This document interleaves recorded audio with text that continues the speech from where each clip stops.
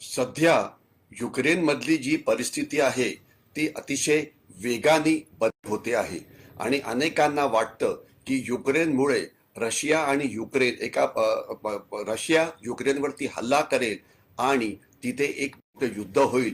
कारण युक्रेनच्या मदतीला नाटो म्हणजे नॉर्थ अटलांटिक ट्रीटी ऑर्गनायझेशन म्हणजे युरोपचे देश हे जातील आणि अर्थातच त्यामध्ये अमेरिका सुद्धा असेल. ह्या युद्धाची शक्यता किती आहे आणि या अशा अतिशय धोकेदायक परिस्थितीमुळे वेगवेगळे जे प्रश्न समोर उभे राहतात त्या प्रश्नांविषयी आपण बोलण्याचा प्रयत्न करू. सर्वात पहिले बातमी आलेली आहे की युक्रेनने आपल्या सैन्याला सज्ज राहण्याचे आदेश दिले आहेत. हे का दिले आहेत? कारण सरळ आणि साफ आहे, युक्रेनच्या सीमेवरती रशियाने जवळजवळ 1.5 लाख सैनिक तिथे तैनात केलेले आहेत. त्यांचे रणगाडे, त्यांच्या तोफा तिथे तैनात आहेत, त्यांचे हवाई दल, हेलिकॉप्टर्स तिथे तैनात आहेत आणि गेले काही दिवसापासून ते तिथे वेगवेगळ्या प्रकारच्या मिलिटरी एक्सरसाइजेस करत आहे आणि मिलिटरी एक्सरसाइज म्हणता म्हणता ते एकदम युक्रेनवरती हल्ला करू शकतात म्हणून भीती ही युक्रेनला वाटते आणि अमेरिका आणि नाटोच्या देशाला सुद्धा वाटते. परंतु तज्ज्ञांचं आणि त्यामध्ये माझं सुद्धा मत आहे की फिजिकल वॉर म्हणजे लढाई व्हायची शक्यता ही फारच कमी आहे. तिथे युक्रेनला घाबरवण्याचा प्रयत्न केला जातो आहे. कारण रशियाची इच्छा आहे की युक्रेननी नाटो म्हणजे नॉर्थ अटलांटिक ट्रीटी ऑर्गनायझेशन मध्ये सामील होऊ नये आणि अमेरिकेची आणि नाटोची इच्छा आहे की आक्रमण केलं जाऊ नये रशियाकडून युक्रेनवरती. तसं झालं तर ते रशियावरती प्रचंड मोठ्या प्रमाणामध्ये इकॉनॉमिक सँक्शन्स म्हणजे आर्थिक निर्बंध हे लावतील. परंतु ही सगळी परिस्थिती बघता बघता युक्रेननी ठरवलं आहे की आपण लढाई करता तयारी करावी. ते सैन्याचं ट्रेनिंग करता आहेत. अशा पण बातम्या आलेल्या आहेत की अनेक देशांचे स्पेशल फोर्सेसचे सैनिक हे युक्रेनमध्ये त्यांच्या सैन्याला ट्रेन करण्याकरता आलेले आहेत. अशा प्रकारच्या सुद्धा बातम्या आहेत. तर युक्रेननी तयारी लढाईची जरूर केलेली आहे. कारण लढाईमध्ये 2 भाग असतात. एक म्हणजे तिथे असलेले सैनिक त्यांची क्षमता. तर या 1.5 लाख सैनिकांची रशियन सैनिकांची क्षमता ही प्रचंड आहे म्हणून ते हल्ला करतील की नाही हे नेमकं कोणीही सांगू शकत नाही. म्हणून युक्रेन युद्धाकरता तयारी करत आहे, जी एक अतिशय बरोबर अशी बाब आहे. प्रश्न दुसरा समोर जो येतो तो असा की रशिया युक्रेनवरती हल्ला करेल अशी अमेरिकेला खात्री वाटते. हे काय? याचं कारण काय? याचं कारण एक तर तिथे प्रचंड मोठं सैन्य उभं आहे.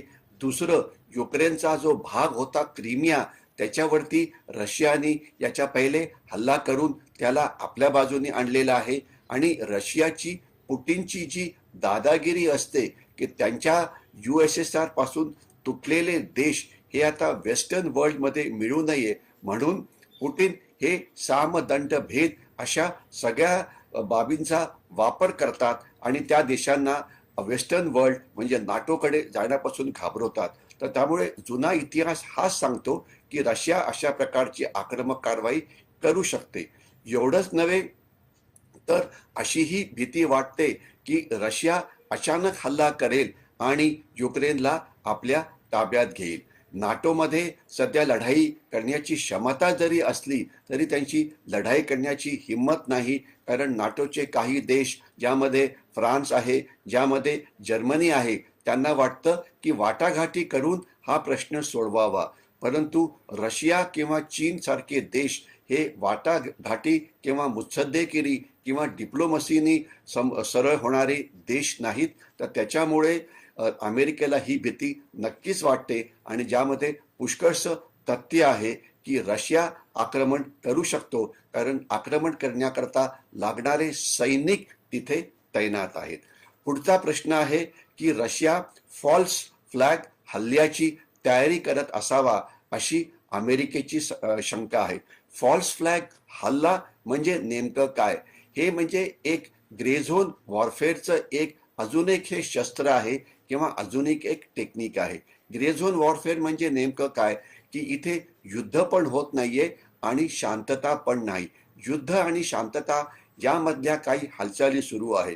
तर फॉल्स फ्लॅगमध्ये थोडक्यात केलं असं जातं, की रशिया कांगावा करेल की युक्रेनचे सैनिक आमच्यावरती हल्ला करत आहेत, तर त्याच्यामुळे आम्ही स्वतःचं आत्मरक्षण करण्याकरता त्यांना प्रत्युत्तर देत आहे. म्हणजे युक्रेनच्या सैनिकांनी त्यांच्यावरती हल्ला केला म्हणून रशिया युद्ध सुरू करू शकतो, अशा प्रकारची भीती, फॉल्स फ्लॅग अटॅकची भीती ही अमेरिकेला आणि नाटोला वाटते. आणि अशा प्रकारच्या कारवाया सुद्धा रशियाने पहिल्या केलेल्या आहे. तर त्यामुळे ही भीती जी आहे ती नक्कीच खरी आहे. परंतु आजकालच्या जगामध्ये अशा प्रकारचे हल्ले करणं, फॉल्स फ्लॅग हल्ले करणं हे इतकं सोपं राहिलेलं नाही. कारण जगाचे अनेक सॅटेलाइट्स असतात, ते सगळ्या युद्धभूमीवरती लक्ष ठेवून असतात. याशिवाय वेगवेगळ्या गुप्तहेर संस्था असतात ज्या लक्ष ठेवून असतात. याशिवाय इन्व्हेस्टिगेटिव्ह जर्नलिस्ट असतात, त्या लक्ष ठेवतात. याच्याशिवाय टेक्नॉलॉजिकल म्हणजे इंटेलिजन्स म्हणजे तंत्रज्ञानाची जी गुप्तहेर माहिती आहे ही खूप चांगली झालेली आहे. तर त्याच्यामुळे लढाई होणार की नाही हे आपल्याला पुष्कळ आधी कळू शकतं. तर म्हणून हे अशा प्रकारचे फॉल्स फ्लॅग हल्ले करणं हे इतकं सोपे नाही. ते करण्याचा प्रयत्न करतील, कांगावा करतील, परंतु अशा प्रकारच्या फॉल्स फ्लॅग हल्ल्याचं रूपांतर एका प्रॉपर लढाईमध्ये होण्याची शक्यता सध्या तरी पुष्कळशी कमी आहे. कारण अमेरिका सुद्धा प्रयत्न करून रशियावरती अशा प्रकारचा दबाव टाकत राहील की त्यांनी अशा प्रकारच्या कारवाया या करू नये. याचा पुढचा प्रश्न येतो, जर युद्ध झालं तर जगावरती काय परिणाम होतील. युद्ध होईल तेव्हा होईल, परंतु ग्रे झोन लढाई जी आहे ती सध्या पण सुरू आहे. आणि त्याचा आता परिणाम आतापर्यंत जगावरती काय झालेला आहे. जगावरती परिणाम असा झालेला आहे की अमेरिका, नाटो आणि इतर राष्ट्रांनी आपले नागरिक जे आहेत युक्रेनमध्ये त्यांना परत बोलवलेलं आहे. त्यांनी युक्रेनशी असलेला व्यापार हा थांबवलेला आहे. युक्रेनमध्ये गेलेले टुरिस्ट हे परत आलेले आहेत.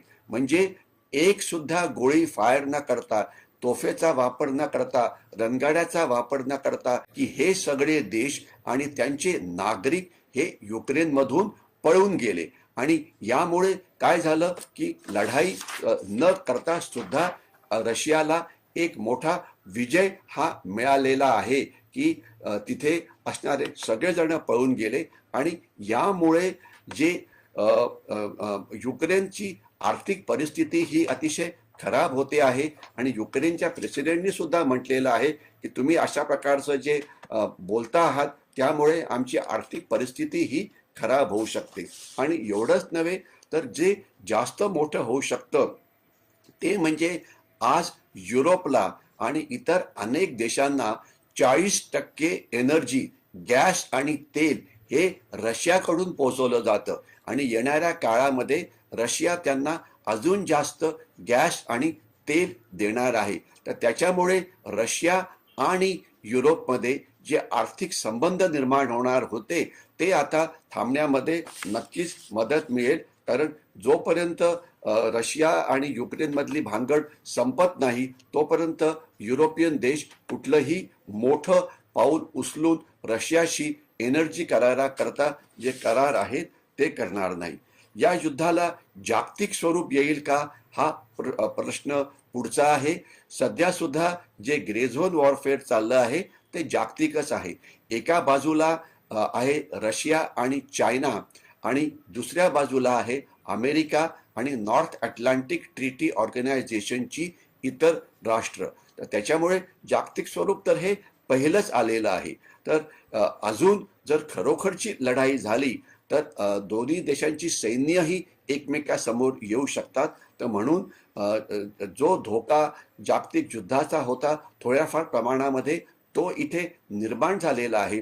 परंतु पुन्हा मी सांगतो की हे अशा प्रकारचं ग्रे झोन वॉरफेअर करण्याकरता रशिया प्रसिद्ध आहे आणि अमेरिकेची ॲक्च्युअल लढाई करण्याची हिंमत नाही. अमेरिका अफगाणिस्तानमधून कसं पळून गेलं होतं हे आपल्याला माहिती आहे. आणि आतापर्यंत अमेरिकेने एवढंच म्हटलेलं आहे की आम्ही जर लढाई झाली, युक्रेनवरती हल्ला झाला, तर आम्ही प्रचंड मोठे आर्थिक निर्बंध हे रशियावरती लादू. म्हणजे आर्थिक निर्बंध लादण्याशिवाय इतर अमेरिका काही करेल अशी शक्यता फार कमी आहे. अर्थात ते शस्त्र वगैरे पुरवतील, दारुगोळा पुरवतील, परंतु युद्धामध्ये सामील व्हायची शक्यता ही फार कमी आहे. पुढचा प्रश्न आहे की भारत या युद्धामध्ये रशियाची बाजू घेईल का?